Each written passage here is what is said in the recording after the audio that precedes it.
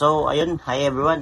Before we start po, dito sa ating video sa para sa Plan 40, let's pray po muna.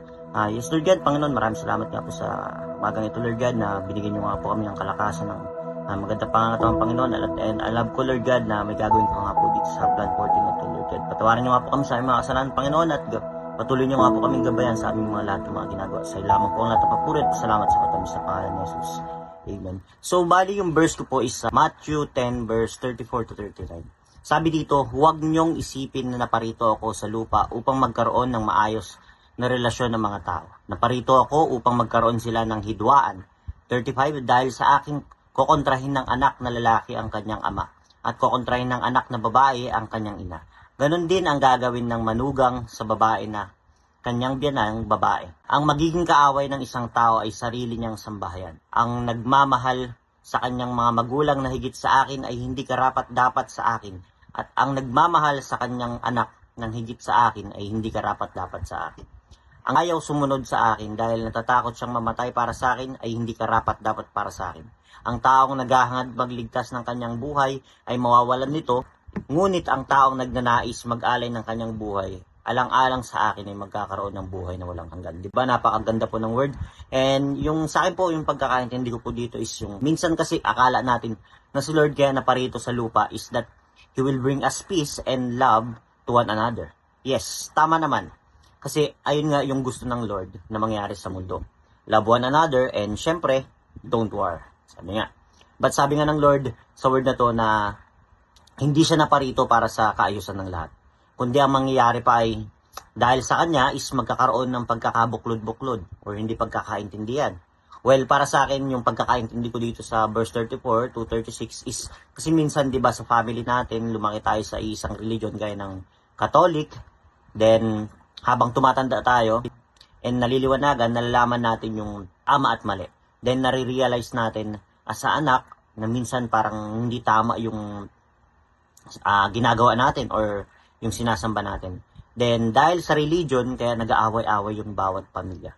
Kasi nagkakaiba-iba tayo ng paniniwala. Kaya naintindihan ko kung bakit sinabi dito na kukontrahin ng anak yung ama at ina, tapos yung hipag at biyanan. Kasi darating yung point na tayo mismo sa sarili natin is tayo na yung tumutuklas ng mga bagay-bagay. And pag dumating sa point na nalaman na natin yung tama, is nakokontra na natin yung paniniwala or pananampalataya ng nakakatanda sa atin. And sometimes naman, dumadating tayo sa point na i-disregard na natin yung Lord para maging maayos lang yung relationship natin sa magulang at sa mga mahal natin sa buhay. But God tells us in verse 37, sabi dito, huwag nating ipagpalit yung faith natin sa Kanya dahil sa takot na baka mawala sa atin yung family natin or lumayo yung kalooban nila sa atin. Kasi sabi nga ng Lord na kapag inuna natin siya is uunahin niya din tayo. Which means, unahin natin siya at siya na yung bahala sa lahat para sa atin. Di ba? Napakaganda. Unahin mo lang si Lord, siya na yung bahala sa lahat para sa atin. Siya na yung gagawa ng lahat para sa atin. And He says at verse 38 na ang pagsunod sa Kanya is totoo. Napakahirap. Kasi we will go on the process that going to change ourselves upside down. Di ba? Yung tatalikod tayo sa makamundo nating buhay, sa makamundong mga gawain natin, sa mga dating mga kasalanan natin. Sabi nga ng Lord na kung sino man yung hindi kayang talikuran yung mga ganong buhay, yung mga ganong gawain is para sa kanya is walang karapatang para maging anak ng Panginoon or hindi karapat-dapat para maglingkod sa Panginoon Diyos, di ba? Kaya dapat talaga bilang tayo as a Christian, tayo nagbabago na. Talagang ituloy-tuloy na natin kasi kung sabi nga, di ba, bawal tayo mag-serve sa dalawang Lord. Paano kung mag-serve tayo sa dalawang Lord, parang, di ba, napakasiloso nga ng Panginoon natin. Kaya dapat serve one God lang talaga. Talikuran natin yung makamundong buhay natin, yung mga makasalanang buhay natin. Then, magpatuloy tayo sa pagsaserve sa Lord ng buong puso ng tapat. And in verse 39, ang taong naghahangad magligtas ng kanyang buhay ay mawawalan nito. Ngunit ang taong nagdanais mag-alay ng kanyang buhay alang-alang sa akin ay magkakaroon ng buhay na walang hanggan. Pagkakaintindi ko dyan na God says na ang bawat tao na makasarili at yung iniisip lang yung sarili, hindi yung iba, na walang pakialam sa iba is walang matatanggap mula sa Panginoon. Minsan kasi may mga tao na hinahangad lang yung sariling kaligtasan. At wala nang paki sa kapakanan ng iba eh.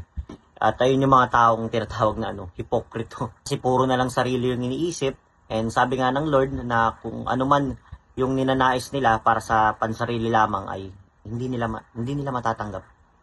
Pero yung mga tao ang magbuwis ng buhay para sa pangalan ng Panginoon at para sa kaluwalhatian ng pangalan ng Panginoon ay bibigyan ng Diyos ng buhay na walang hanggan. Yun lamang po yung pagkakaintindi ko dito sa buong verse na to. Kung may insight po kayo, pwede nyo pong i-share. Maraming salamat po. Sana po marami tayong natutunan at may apply po natin sa itong buong verse na to. Itong Matthew 10 verse 34 to 39. Napakaganda po ng word. Maraming salamat po. Let's pray po muna. Yes, Lord God, Panginoon, maraming salamat po, Lord God, sa word na ito, Lord. Alam ko po na marami po kaming natutunan sa aral na ito. And I know, Lord God, na kahit dumating man po, Panginoon, yung point na magkakabuklod-buklod, Panginoon, yung bawat pamilya, yung bawat mamamayan, Panginoon, alam ko, Lord God, ikaw po yung magiging center, Panginoon, para mabuo po, Panginoon, yung unity ng bawat isa, Lord God. At pagdating sa dulo, Panginoon, yung hinahangad ng bawat isa na kaligtasan ng nakararami, Panginoon, ayun po yung pagkakaloob mo, Lord God. Hindi lamang po kaligtasan ng nakararami, Panginoon, bagkus pati po yung mga nananalangin para sa iba, Panginoon, is bibigyan niyo po ng gantimpala, Panginoon, na nagmumula sa iyo. Mga po ang lahat ng papuri at salamat sa matamis sa pangalan ni Jesus. Amen.